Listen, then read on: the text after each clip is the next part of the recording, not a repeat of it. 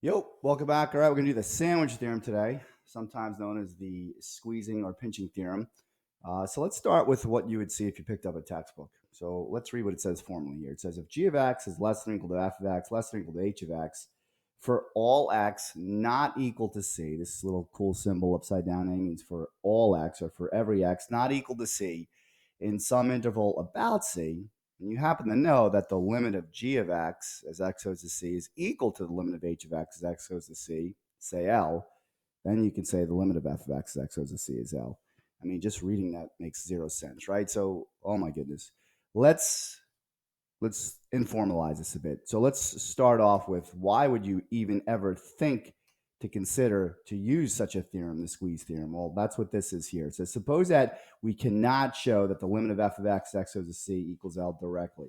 So what does this mean to you? This means that you tried to do a limit, and maybe you, that's Emma, by the way, and maybe you directly substituted, and you got an indeterminate form, and you tried everything after that. You tried to factor, you tried the conjugate, nothing worked.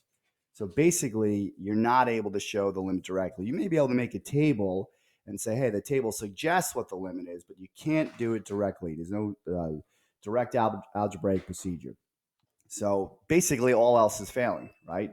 So when that happens, that's when we would even think to use the squeeze theorem. So that's kind of important. All right, so now let's kind of pick this theorem apart. So it says maybe you're able to find two functions h and g that satisfy or that have the same limit as x goes to c.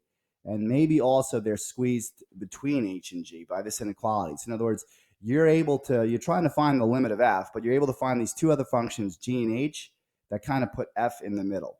All right. So right here, you kind of start with this true inequality. And you're going to hear me say that a lot. When you're trying to use the squeeze theorem, you're always going to want to start with a true inequality. I don't know why I say true, right? You don't want to start with an untrue inequality, but that's the deal here. So now once you have that inequality written down, you're actually able to take the limit of each piece or each side of that inequality. So you take the limit of all three things and you're going to get still a true inequality, right? So in other words, you keep the integrity of the inequality. Now you may lose the or equal to here at times, but we're not going to get into that right now. But the less than parts, you're still going to keep the same. Now think about this. If you do this, if you're like, you know what, all right, remember, this is the limit you're trying to figure out. This is the one we don't know. Maybe you found this other function g. Maybe you're able to figure out what this limit is here. Maybe it's L, right? And this is the other function h that you came up with. Maybe you're able to figure out that limit as well, and it turns out that it's L. So now think about what you're saying here. You're saying that the limit of f of x goes to c, it's less than or equal to L, and at the same time, it's greater than or equal to L, right? Well, guess what? That means that the limit of f of x as x goes to c is going to equal L. All right, so without scrolling my screen down here, that means that the limit of f of x as x goes to c equals L. So we're able to show the limit with this process of the squeeze theorem. Now, this picture is kind of neat because it kind of shows you the whole inequality relationship. Like f is the function you're trying to find the limit of. You're not able to do it directly, right? So you really wouldn't be able to see this graph. And then you come along and you find this function h and g that kind of squeezes it all around, see? And you take the limit of those two guys and you get L. So that's going to mean that the limit of F is going to be L. Now, I always thought this picture was funny because in my head, how in the world am I going to find two magical functions that happen to squeeze at the exact value I need them to? So it's not necessarily like that. All right. So the picture is more just for a visual. All right. So let's just kind of get after it. Okay. And I like the little note here. This method is to be used when all else fails. Right. I had said that. Let's get after it. So let's do a problem and see how you can put this in practice. So it says use the sandwich theorem to evaluate this limit here. All right, let me scroll down. So get that little thing going on. All right, so let's bust out a pen. So if I directly substitute, says what happens if we directly substitute? Well, let's do it. You're going to get 0 squared times sine squared of 1 over 0, right? So 0 squared, that's 0. 1 over 0 is not defined. And the sine of something that's undefined certainly isn't defined. And if you square that, you certainly get something that's not defined. So you get 0 times something that's not defined. Now you might think, oh, 0 times anything is 0, but that's not true. 0 times a real number is 0, but 0 times something that's not defined doesn't make sense, right? That's also not defined. So this is like another form of an indeterminate form in limit world. So basically it's saying direct substitution ain't gonna work. So then, all right, now we have this new tool called the squeeze theorem. How do we do it? What do we do?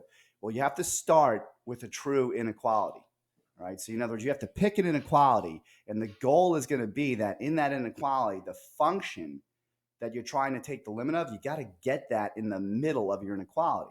So notice what I started here with. I started with this. This is a true inequality. You're like, how in the world would I think to do that? Well, it's certainly a piece of what I'm trying to figure out here, and it should be fairly easy to get why this would be true. All right, so let's just back up for a second. What do you know about sine x, right? Sine x, what's the story with that? The largest it can be is, do we know, right? It's going to be 1. And the smallest it can be is -1, right? If you looked at the graph of sine x, it was just basically waves bouncing back and forth between -1 and 1. All right, so now think about what this says. It says that if you were to input any number in for x here, any real number, right? So that's the input. The input is a real number into sine. The sine function is going to output, it's going to spit out any value between -1 and 1. So it's bounded. So that is a true inequality. And you should know that. Now, there's more to the story here. Okay. So, all right, what if I did sine squared x, right? What's the story there? And oh, by the way, in case we have forgotten, sine squared x, guys, is just the shortcut notation of sine x quantity squared. That's what it means, right? So we need to know that. So what if that's the deal? What if that's in the middle? What's that between? Well, if sine x is between -1 and 1, we know that for a fact, right? The only thing that this function can output is values between -1 and 1. Well, now if I'm going to take those values and square them, what am I going to get? If I square 1, I get 1. If I square numbers between 0 and 1, guess what I'm getting? Numbers between 0 and 1, right? You square a half, you get a fourth, so on. What about the negative values? What if I square negative a half? Well, that would be positive a fourth because I'm squaring it. So you're like, oh, so then you can actually write, if it's sine squared of x, you can actually write that. That would be a true inequality, right? And that should make sense. And this is kind of, leaning on your understanding of how sine works, the outputs of a sine function. Now I'm writing x here, but it turns out that I don't really have to write x. So in other words, I can take the sign of really any expression. I'll just do mystery box. So the sign of box, right? Right. At the end of the day, box is going to be a number, right? For the most part, as long as I use values that make it a number. So at the end of the day, whatever's in here, whether it's 1 over x, x squared, x cubed, whatever, it's going to produce a number. And that number now goes into my sine function. And that sine function now, once it gets that number, it processes it, right? It's only going to output values, in this case, between -1 and 1. Likewise, if I did sine squared of some mystery box, where in that mystery box I can put any valid expression, right? At the end of the day, that's going to be a number going into sine. And then you're going to square it. So that means your outputs are going to be between 0 and 1. So now in this particular problem, the mystery box was 1 over x. So the true inequality was that, all right, I have sine squared of stuff, and I know that no matter what I throw in for x, as long as it's not 0, by the way, because I can't throw 0 in this particular expression, but any other number I throw in, 1 over that is going to be a number. And then I'm going to take the sign of that number, and then I'm going to square that value. Well, then that means it's going to have to be between 0 and 1. And that's how we go about it.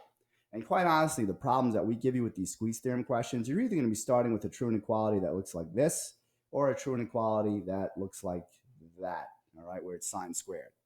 And the crazy thing is this also works for cosine as well, right? Because cosine is also bounded by -1 and 1, and cosine squared would be the same thing.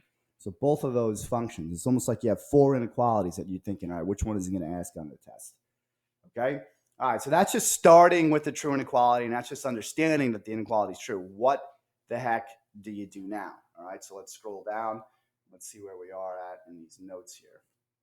All right, so yeah, I like that. All right, so here we go. So move that. All right, so it says now we need to get the expression of the limit we are interested in the middle. That's actually a really big deal. All right, in the middle here. So in other words, I have, right, we just started with that 0 was less than or equal to sine squared of 1 over x. And again, the reason why I started with this and not like sine squared of just x or sine squared of x cubed, well, because this was part of the limit that we're trying to do. Remember, recall that it's the limit of x squared sine squared of 1 over x as x went to 0. So we saw this in the in the limit, all right? So that's why we picked that out. We're like, oh, we can bound you between 0 and 1.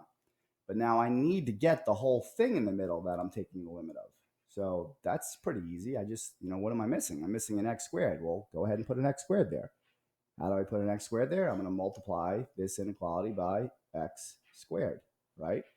So hopefully or you're thinking, well, you can't just do the middle, right? To keep the integrity of the inequality, you're going to multiply everyone by x squared, all right? And now when we go ahead and we rewrite what we have x squared, because x squared times 0, oh, nope, this is a good one. Lots of mistakes. That's mistake 2. Someone keep track of the count here. X squared times 0 is 0, right? Less than or equal to x squared sine squared 1 over x, and then less than or equal to 1 times x squared, which that is x squared. So now, why is that a good thing? Well, that's a great thing because the function that you're trying to take the limit of is in the middle, right? So now, watch this. Let's take the limit of everything.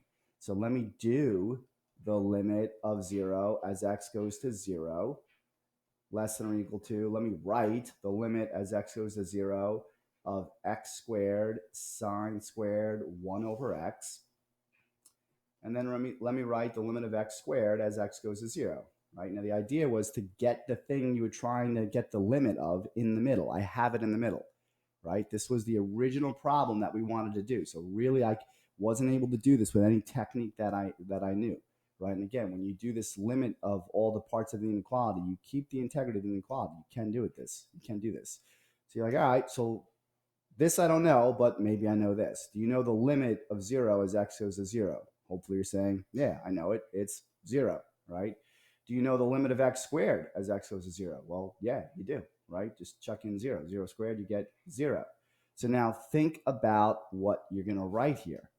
So then you'd write 0 less than or equal to this limit, which we didn't know. So I'm just going to write it less than or equal to 0. Well, geez, if we're saying the limit is less than or equal to 0 and at the same time greater than or equal to 0, well, then guess what? It must be 0. So therefore, you write a little therefore, the limit of x squared sine squared 1 over x as x goes to 0 is equal to 0. And that's doing it using the squeeze theorem. All right, so pretty neat stuff. It seems probably a little weird, but trust me, you'll get used to it as you go. All right, this says typical true inequalities to start with right here. I gave them to you, right? I gave you the sign versions of them, but maybe we'll rewrite them. So when you do these problems, at least the problems that I'm going to give you, things you need to potentially start with is that we know that sine of x, but I'm going to do one better. I'm going to say sine of stuff is bounded between -1 and 1. But you also might get sine squared of stuff. So that's bounded between 0 and 1. But as I said before, it doesn't just have to be sine, right? You could have cosine of stuff. That's also bounded between -1 and 1. And likewise, you can square that. So then that's going to be between 0 and 1. And these aren't the only 4 true inequalities that you start with when you do the squeeze theorem, but that's a good place for us to start. All right, so that's where we're going with that. All right, so now what's this guy says? It says use the sandwich theorem to find this limit. All right, so very similar limit. It's almost identical to the one we just did. It's just a little different. You should give this a go. You should stop the video and see if you can do it. All right, so here we are. So I would try to directly substitute first. So if I did that, I'd get 0 squared times cosine of 1 over 0. That's undefined. 0 times undefined. That doesn't make sense, right? That's not defined. So it's kind of an indeterminate form and limits. And there's nothing that I can try right now that's going to help me. Right? Conjugate, simplifying, identities, none of that's going to work. So you're like, all right, maybe I should try the sandwich theorem. So I kind of pick apart just this part of what I'm trying to find the limit of. And I'm like, hey, you know what? I know that when I use the sandwich theorem, I have to start with a true inequality. And I see this expression in there, right? So I see that the cosine of 1 over x squared is in there. And I know that at the end of the day, I'm going to plug a number in for x. As long as it's not 0, all the numbers that I'm going to plug in, 1 over that number squared is just going to be a number. So that will get input into the cosine function, which means that when it gets output, it's going to be between -1 and 1. Okay? And that's a squared right there. So you're like, okay, great. So now what do you do? Well, remember, the goal is to get the function that you're trying to take the limit of in the middle. So we're almost there, but we're missing a little bit. We're missing this part of it. So you're like, okay, just multiply everyone by x squared. So I'll multiply that by x squared, this by x squared, and this by x squared. And when I go ahead and do that, I'm going to get negative x squared less than or equal to x squared cosine of 1 over x squared less than or equal to x squared. So we're going to go ahead here now and be like, oh, take a look. We got what we're trying to find the limit of right in the middle. And if you hear that noise in the background, just ignore it. So what can we do here? We can just take the limit of everybody. So we can take the limit of negative x squared as x goes to 0 less than or equal to the limit of this guy, a lot of writing here, as x goes to 0, less than or equal to the limit of this guy as x goes to 0. Okay, so let's see here. Let's just do this. Scroll up just a hair. Actually, we're not going to be able to do that. That's all right. So now think about what we got here. Oh, I know what we can do. We'll do this. Blam, blam. Beautiful. So now think about it. All right. So when we go to do this, you're like, all right. So this, I can do that limit. What's the limit of negative x squared as x goes to 0? Well, it'll be negative 0 squared. It's just 0. And over here, what's the limit of x squared as x goes to 0? Well, it's just 0 as well. By the way, these aren't always going to be 0. Right? But the first two problems I gave you are 0. So now, all right, this thing in the middle here, let's get a pen that works, is going to be still here because technically I didn't know what it was. So I'm kind of like note flow writing here. And now think about what this line says. It says this limit that you kind of sandwich in the middle that you didn't know about, right? You now know that it's less than or equal to 0 and at the same time greater than or equal to 0. Well, then guess what? It's going to be 0. And that's it. And that's the squeeze theorem. So that's 2 problems that we did. All right. So let's see what else we got going on here. Actually, that's it. That's it for the notes. All right, awesome. All right, so we'll do more with this. We're gonna spend more than one day on it. But go ahead and give the homework questions a try. And if you need help, send me an extra help. All right, take care.